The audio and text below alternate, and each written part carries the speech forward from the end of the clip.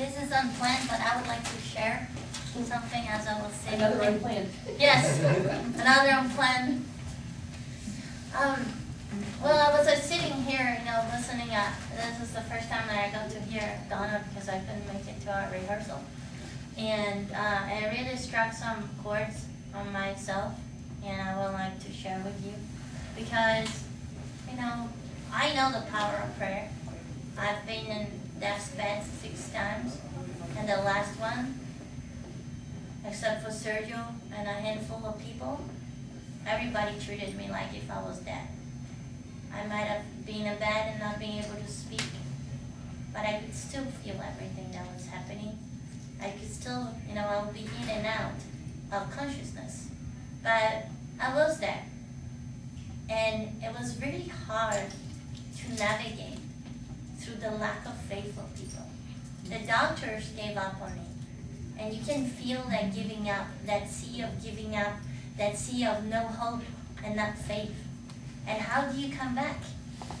You can't do it unless if you have faith.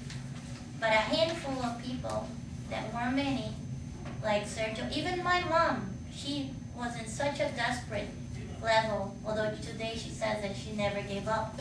But she was in such a level of desperation that I don't think she believed I was going to make it. But Sergio never gave up. He was there all the time. We had a friend, Joshi, which is not even somebody religious. He didn't give up.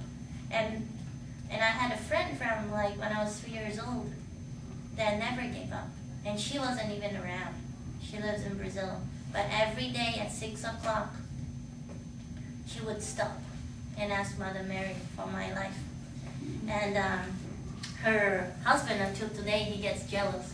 Because he says that no matter where they were, even if it was in a shopping mall, she would stop and she had to do her Hail Marys for my health. The incredible thing is that I felt it. I didn't know who it was coming from, but I felt, and that's what guided me back, to full consciousness. So what I'm trying to say is I knew the power of prayer. I'm sure that all of us that are sitting here, we know the power of prayer. But the difference is this was 6 years ago. And I forgot to pray. I let school take over me. I used to pray for about 2 hours after my transplant. I went to Fatima that first year, and it was amazing doing rosaries 3 times a day with 5,000 people. It was amazing. And then I went to the English Mass, because of course this is in Portuguese, but when I went to the Mass, the English Mass, there was a blind father. And there was only a handful of people there, maybe 5 people.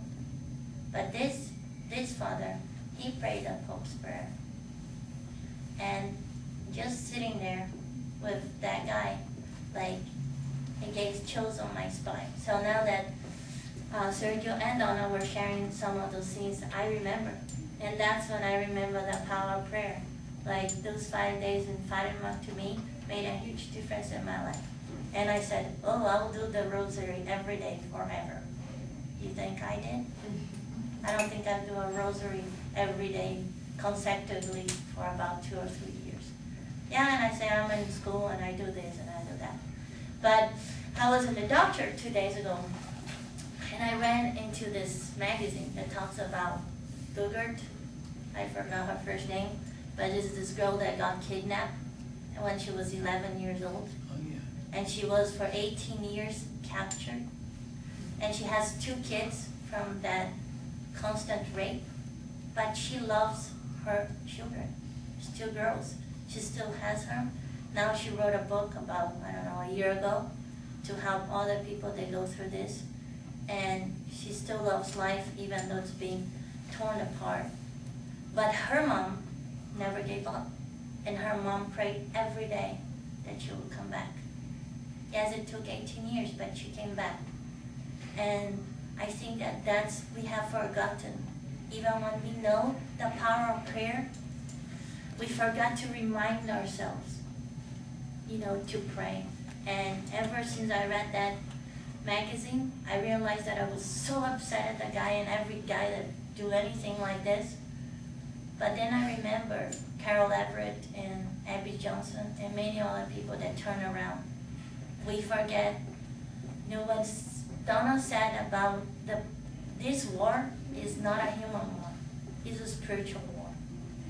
And those are not humans, they are just doing things. This is the Satan and its tools that are behind it all. And those peoples can turn around if we have faith and love and we don't give up on them. But we don't need to be their friends. All we need to do is to pray for them. And the call compels the answer.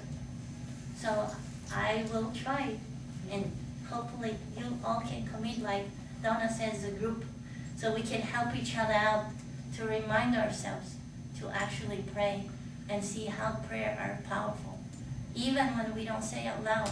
Did you guys realize when Donna was talking, the music was so loud? Mm-hmm. All it took was one prayer, and the music is down. Hasn't gone up yet. So prayer does miracles all the time. We just forget about it. And we think it's okay, but it's not. Because we feel the burden of life, the burden of health, the burden of all this, but we have the tool in our hands to change it. We just forget to use it. In Brazil, people used to pray a lot, especially women. When dictatorship was going on all over South America, 20,000 women went to the streets. They prayed the rosary for 3 days. And communism didn't take over Brazil. So we can change. We think that's powerless, but we're not. Because all it takes is to make a call. Like ever since I read that magazine thing, every hour I make a call for the children, for any children that might be in danger today, right now. Because I know the angels will go out there and will save them. So it's up to us. Thank you. Thank you.